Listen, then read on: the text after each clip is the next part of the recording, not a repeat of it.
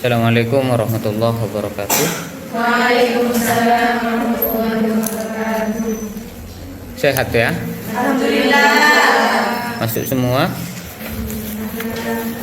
Sudah bulan Juni, sebentar lagi kita Was.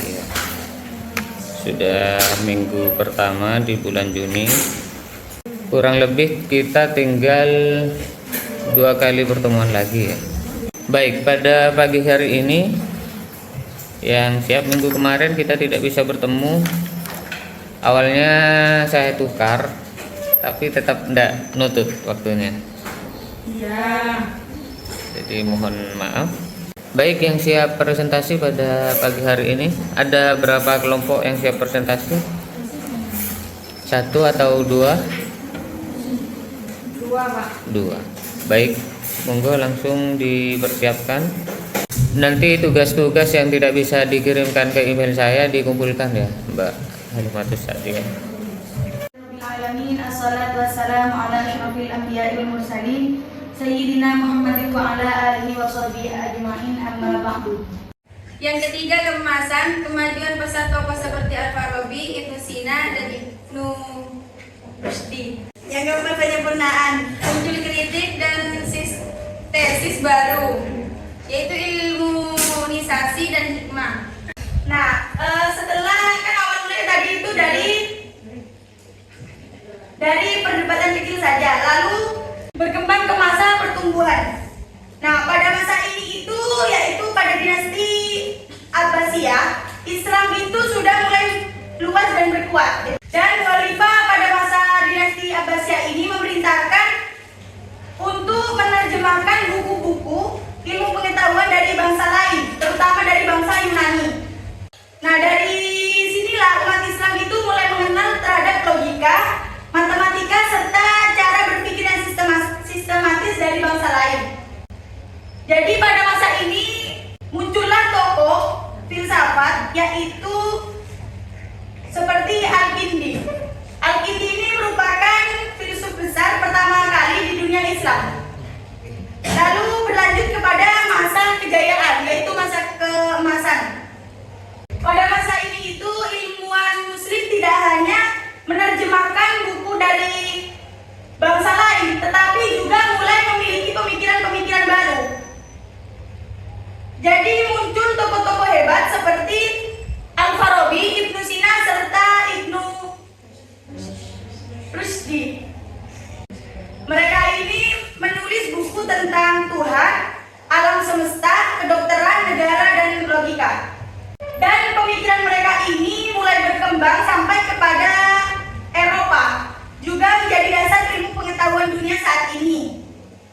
Jadi ini adalah bukti bahwa agama dan akal itu memang dapat berjalan secara selaras, tidak bertentangan. Lalu selanjutnya yaitu masa penyempurna dan penyebaran. Nah, pada masa ini yaitu muncul tokoh baru yaitu Imam Al-Ghazali yang meluruskan pemikiran dan mengingatkan bahwa akal itu tidak dipakai berlebihan sampai melawan agama. Jadi Al-Ghazali ini muncul untuk meluruskan pemahaman mereka bahwa akal itu tidak bisa sampai melawan kepada wahyu, seperti itu. Lalu dalam masa ini filsafat mulai berkembang dengan versi yang baru, dengan gaya yang baru, yaitu menggabungkan akal dengan perasaan batin, lalu menyebar ke wilayah timur dan terus dipelajari sampai sekarang. Selanjutnya, aliran-aliran pemikiran rasional dalam Islam. Yang pertama, aliran Mu'tazilah, yaitu mengutamakan akal dan teologi rasional. Yang kedua, peripatetik, itu berpegangan pada logika dan pembuktian rasional. Yang keempat, iluminasi, menggabungkan akal dengan intuisi atau batin. Lalu yang terakhir, hikmah muta'aliyah, sintesis tertinggi antara akal, wahyu, dan tasawuf. Nah, berikut adalah aliran-aliran yang pemikirannya rasional dalam Islam. Yang pertama yaitu aliran Mu'tazilah. aliran ini merupakan aliran yang yang paling mengandalkan akal pikiran. Jadi menurut mereka itu, mereka percaya bahwa akal itu kuat dan bisa membedakan antara yang benar dan yang salah.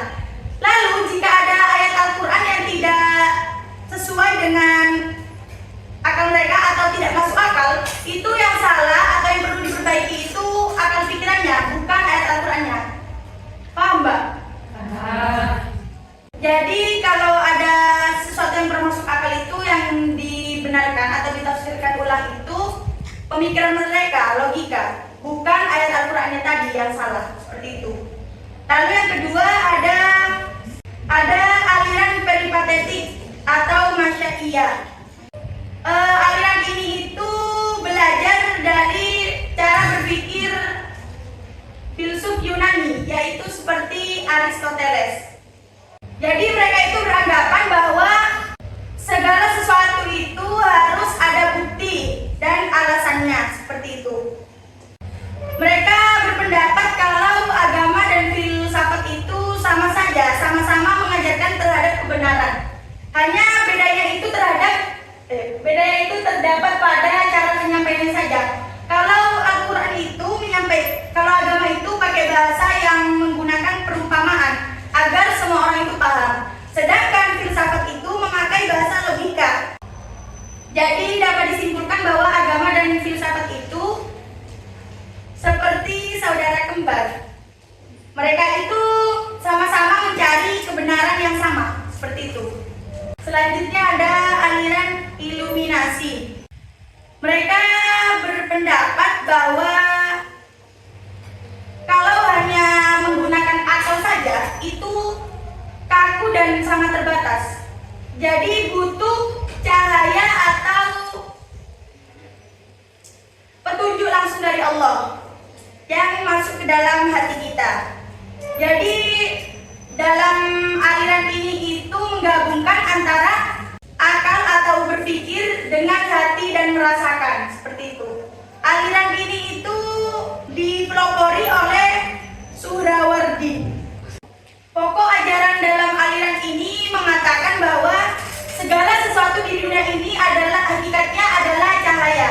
Jadi semakin dekat kita kepada Allah, maka semakin terang hati serta pikiran kita sehingga semakin paham pula kita kepada kebenaran, seperti itu.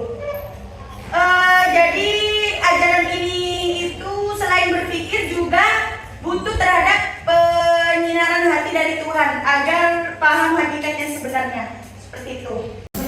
Kasih aplaus dulu.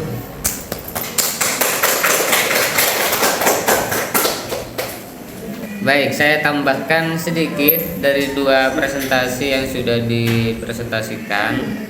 Yang pertama berkaitan dengan rasionalitas filsafat Islam atau filsafat Islam rasional. Yang perlu kita garis bawahi, yang pertama kita itu berbicara filsafat. Kalau filsafat itu pasti harus rasional karena elemennya itu adalah akal. Nah, kalau Islam itu apakah butuh rasional? Tidak selamanya. Kenapa? Karena elemennya adalah wahyu, kepercayaan. Nah, beda dengan filsafat. Kalau filsafat itu murni berjalan, berputar, itu menggunakan akal pikiran. Sedangkan wahyu Islam itu berlandaskan kepada wahyu, dan tidak selamanya wahyu itu harus dirasionalitaskan. Kenapa? Karena berkaitan dengan keyakinan. Contoh, kalian tahu atau sadar bahwasanya alam ini ada penciptanya yang bernama Allah. Untuk sebelum kalian percaya lalu menjadi percaya harus rasional apa tidak? Iya. Tidak. Harus rasional dulu apa tidak? Tidak. Kenapa? Karena kalian percaya. Yakin. Jika tidak ada kepercayaan dan keyakinan, maka tidak bisa dijadikan sebagai landasan dari bahwasanya itu merupakan bagian dari wahyu. Makanya dalam mencari sebuah kebenaran, sumber pengetahuan itu adalah intuitif. Jadi bersifat intuisi yang tidak bisa kita kelanakan dengan akal pikiran kita, maka kita benarkan dengan wahyu, dengan perasaan, dengan hati kita. Artinya suatu kebenaran itu tidak semuanya harus rasional, tetapi kebenaran filsafat itu harus rasional. Berbeda dengan kebenaran wahyu yang tidak harus rasional. Kenapa? Karena berlandaskan kepada wahyu. Sehingga dalam rasionalitas filsafat Islam itu muncul, kenapa sih ada sebuah pertanyaan filsafat Islam itu harus rasional? Kenapa hal itu harus dijadikan sebagai bahan diskusi? Padahal filsafat itu sudah mengharuskan kita berpikir rasional. Ada 3 hal pokok yang melatar belakangi kenapa filsafat Islam yang berlandaskan kepada 2 elemen penting berupa akal dengan wahyu itu harus rasional. Jadi walaupun berlandaskan kepada wahyu, pemikiran filsafat Islam itu harus rasional. Kenapa hal itu harus terjadi? Minimal itu dilandaskan kepada 3 hal. Yang pertama itu adalah dorongan dari Al-Quran untuk berpikir.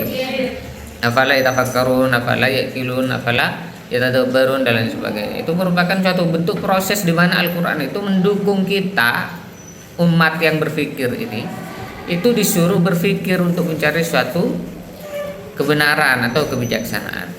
Yang kedua, di zaman dinasti Abbasiyah itu kita umat Islam itu, terutama pada tokoh-tokoh pada waktu itu yang dipelopori oleh Al-Kindi itu, mulai menerjemahkan filsafat-filsafat Yunani, filsafat Aristoteles, filsafat Plato dan lain sebagainya. Sehingga tidak boleh tidak, kita umat Islam itu yang dipelopori oleh tokoh-tokoh kita itu harus masuk di dalamnya. Kenapa? Karena untuk menerjemahkan kategori filsafat itu kita harus berfilsafat. Seperti ini contohnya. Jika kalian mau mandi, kalian harus berani basah apa berani kering?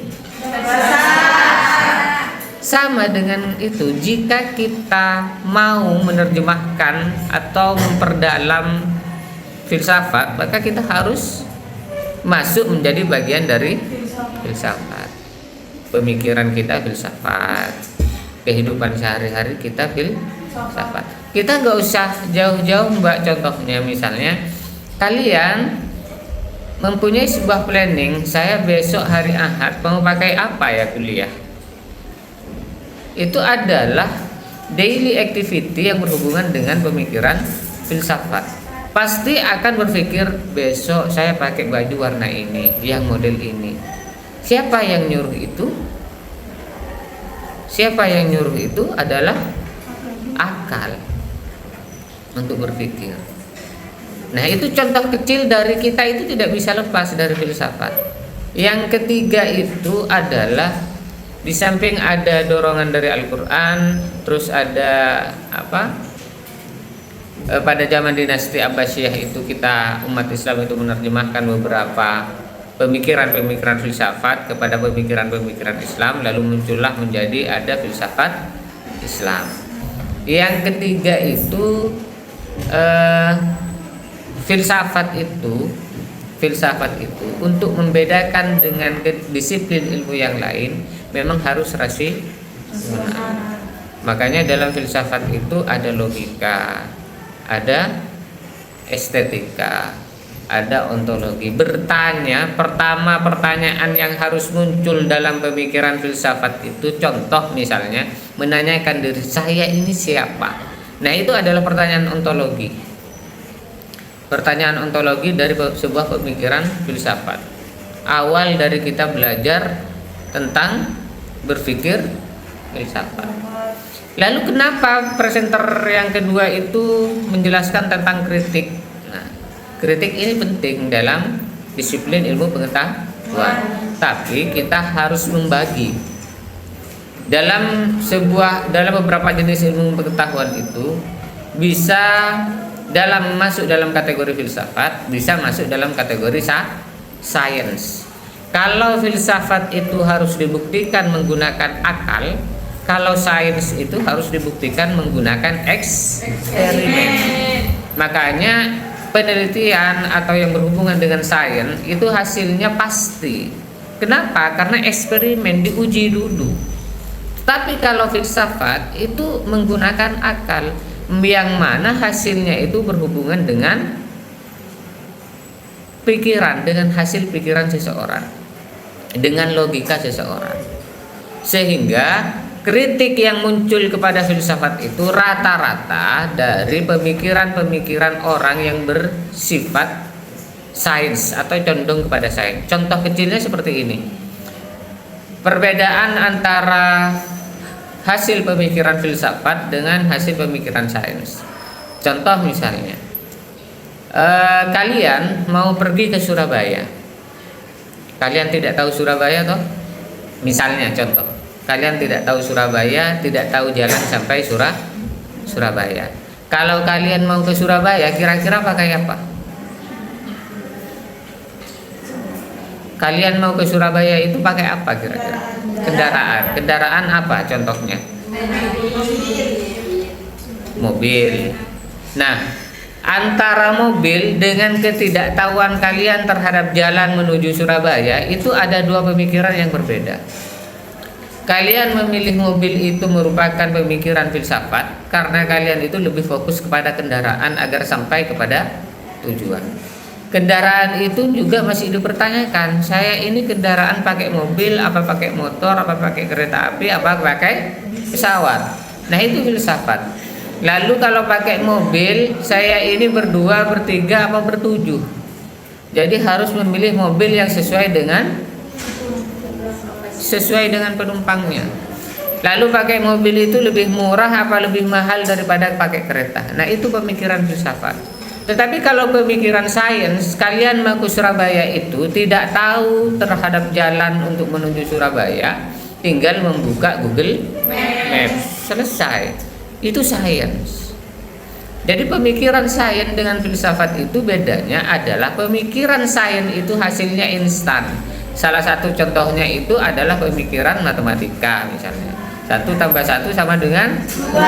Sains. Tetapi berbeda dengan pemikiran filsafat. Bisa saja 1 + 1 itu sama dengan 3 atau bahkan sama dengan 4 dan lain sebagainya. Tergantung posisi mana pemikiran kita itu, kita menggunakan akal itu dalam posisi yang mana untuk memikirkan sesuatu itu. Nah itu perbedaannya. Lalu apakah kritik dalam filsafat itu lalu akan memudarkan pemikiran dan mengurangi eksistensi filsafat? Tidak, justru karena ada kritik itu menandakan bahwasanya pemikiran filsafat itu masuk dalam kategori disiplin ilmu. Sehingga kritik itu muncul. Kenapa? Karena filsafat itu menghasilkan sesuatu yang membuat orang lain itu berpikir kembali. Sehingga bagi orang-orang kebanyakan kritik yang seharusnya disampaikan oleh presenter kedua itu kritik filsafat dalam konteks filsafat Islam, tapi tidak tersinggung sama sekali tadi di konteks filsafat Islamnya. Sehingga banyak yang mengkritik, termasuk salah satunya itu Al-Ghazali dalam Tahafut Falasifah itu mengkritik terhadap eksistensi filsafat dalam konteks filsafat Islam.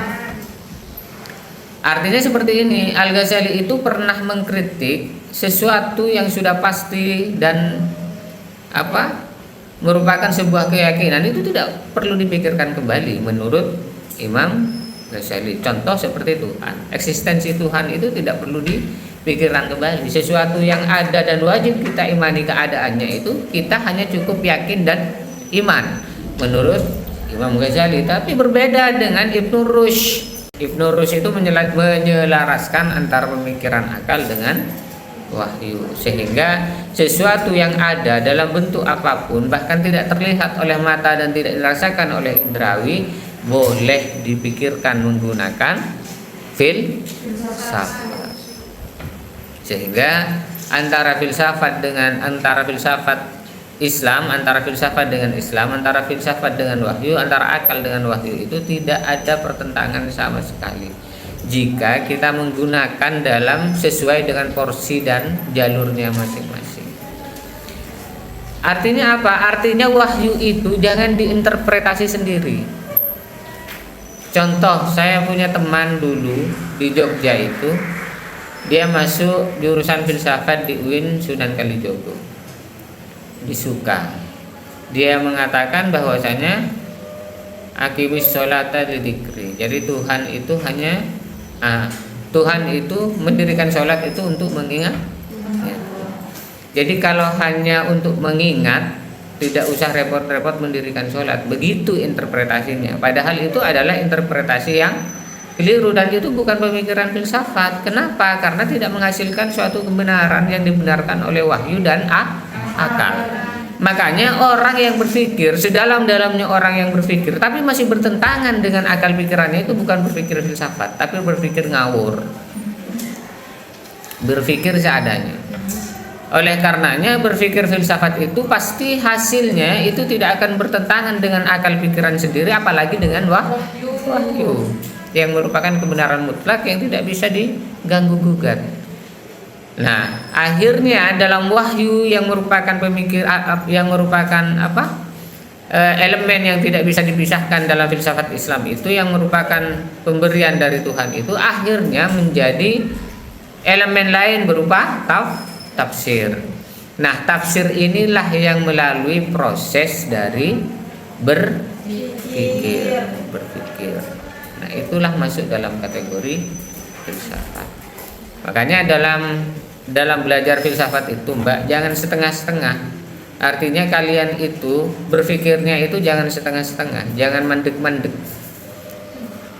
Integrasikan wahyu dengan Al-Qur'an. Maksudnya integrasikan wahyu dengan akal. Integrasikan Al-Qur'an dengan makna. Integrasikan Al-Qur'an dengan tafsir. Karena dalam Al-Qur'an itu ada ayat mutasyabihat, ada ayat muhkamat. Jadi ada yang betul-betul ayat itu sudah merupakan suatu ayat yang pasti, ada juga sesuatu ayat yang masih butuh interpretasi untuk kita mengerti. Nah, di bagian-bagian itulah muncul kita harus berfilsafat dalam Islam. Apalagi ada dorongan khusus dari Al-Quran untuk kita terus berpikir. Mungkin itu kajian kita pada kesempatan kali ini. Mungkin ada yang mengganjal, kita diskusikan ulang. Kalau tidak, kita cukupkan. Baik, sudah lebih 30 menit, 20 menit. Pas setengah 10 kita cukupkan. Terima kasih dari saya atas perhatiannya. Mohon maaf atas segala kekurangan. Mudah-mudahan jika ini menjadi ilmu yang baik, menjadi ilmu yang bermanfaat. Kurang lebihnya mohon maaf. Assalamualaikum warahmatullahi wabarakatuh.